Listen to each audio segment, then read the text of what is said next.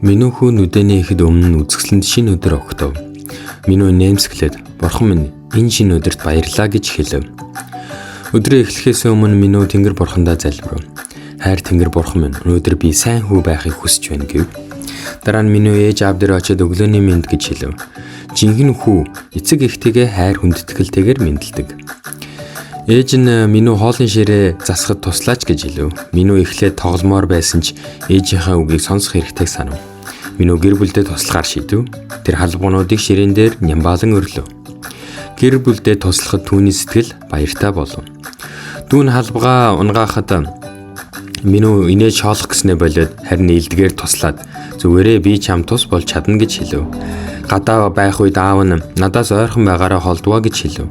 Минь ерөөхний араас гүмээр байсан ч сайн сонсох ёстойгоо саналаа. Өдөр дуусахад минь залбирч өнөөдөр гэр бүлээ хайрлахад минь туссан бурхан минь баярлалаа гэж хэлв. Жинхэнэ хүү өдрөө бурхантай хамт эхлүүлж эцэг эхээ хүндэлж гэр бүлээ хайрладаг билээ.